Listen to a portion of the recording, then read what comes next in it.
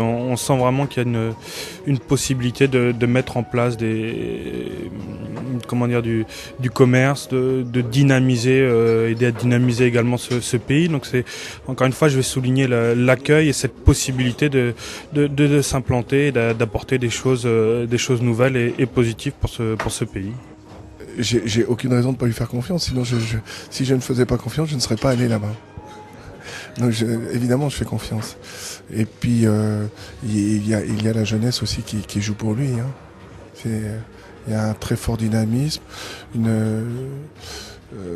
On ressent un esprit de synthèse très rapide aussi, qui est vraiment pour nous qui voulons nous investir, facilite grandement la tâche. Encore une fois, nous n'avons pas de raison de craindre d'aller s'installer dans ce pays, et on a envie de suivre et d'évoluer en même temps que la politique qui est mise en place là-bas. Donc une grande confiance sans souci, sinon encore une fois, bien évidemment, nous n'irions pas là-bas.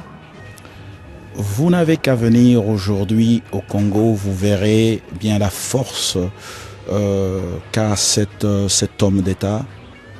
Lequel est entré aussi au pouvoir très jeune. Et aujourd'hui, c'est un homme qui a su, en tout cas, encadrer toute la population, de la jeunesse jusqu'au grand âge. Et la jeunesse aujourd'hui lui fait terriblement confiance. Et la preuve, c'est que lors des derniers scrutins, c'est surtout la jeunesse qui a réellement joué un rôle important. Et de l'inconnu qu'il était, il est connu, et vous savez qu'aujourd'hui son plus grand rôle, c'est de pouvoir changer la mentalité que nous avions dans notre pays pendant plusieurs décennies, et aujourd'hui cette mentalité est en train de changer petit à petit, et je peux vous dire que avec le président Kabila, les choses ont réellement positivé.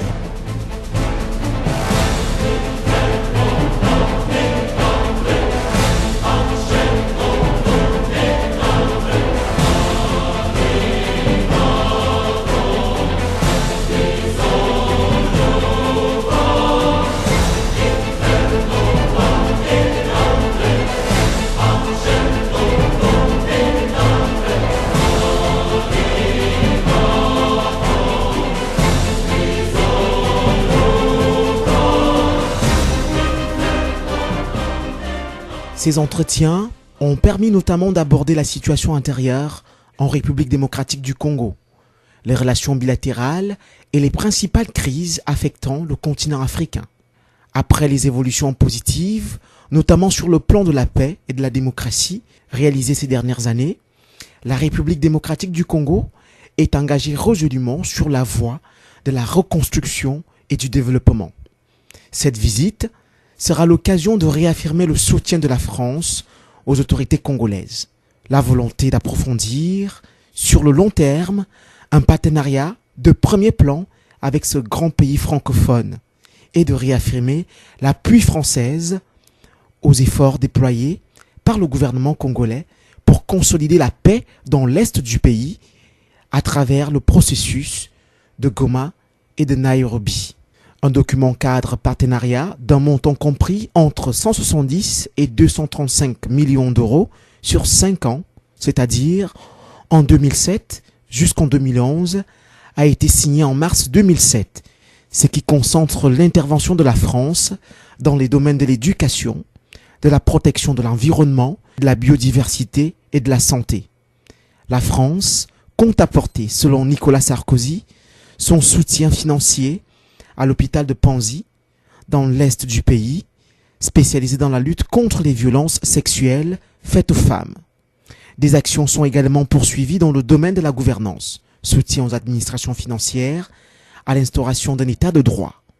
On peut donc dire, face à l'urgence de la situation humanitaire dans l'Est, la France a également triplé son effort dans ce domaine en 2007. Il est à noter que la communauté internationale, par la voix du G8, soutient les actions menées par le président Joseph Kabila, ce qui incite les opérateurs économiques à venir s'installer en RDC.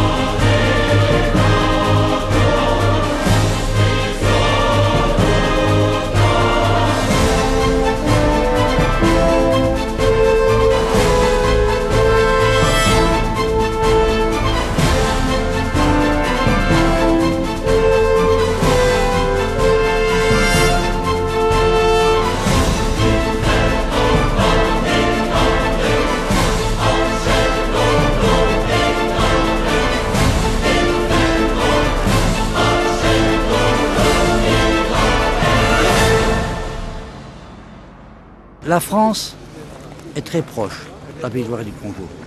Rien de ce qui se passe en République démocratique du Congo ne laisse un Français indifférent. Et a fortiori, bien sûr, les élus du pays. Nous avons eu un entretien très sincère, très amical. Nous avons parlé des différents problèmes du Congo, la coopération qu'on peut ensemble réaliser. Et on a surtout ciblé sur la mise en place de structures de formation, de développement de la culture et de l'intelligence, n'est-ce pas, dans le pays.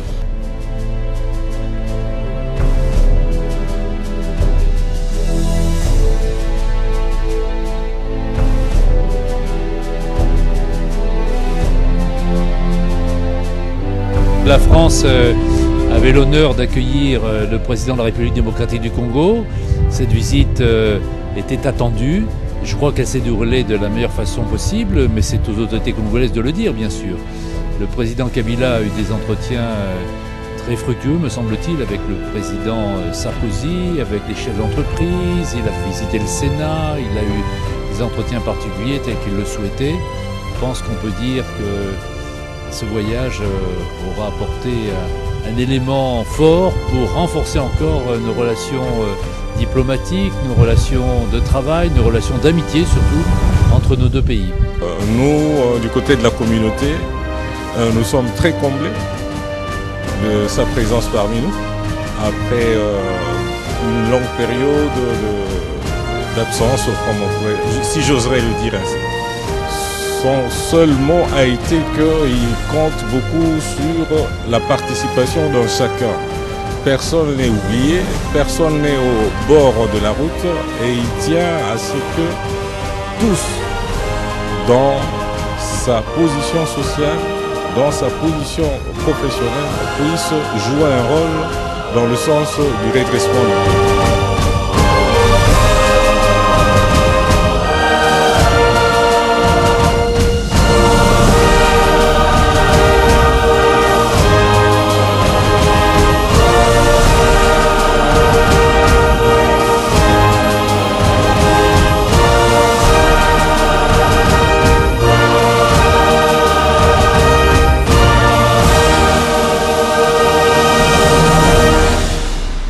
Nous venons d'assister donc au départ du président de la République démocratique du Congo, Joseph Kabila, qui est en visite d'État en France. Une visite fructueuse qui a certainement apporté des solutions et des réponses à certaines questions, à certaines interrogations que se posaient pas mal de Congolais de la diaspora. Le président Joseph Kabila est donc parti. La diaspora congolaise en France reste elle aussi sereine dans ses idées. À très bientôt.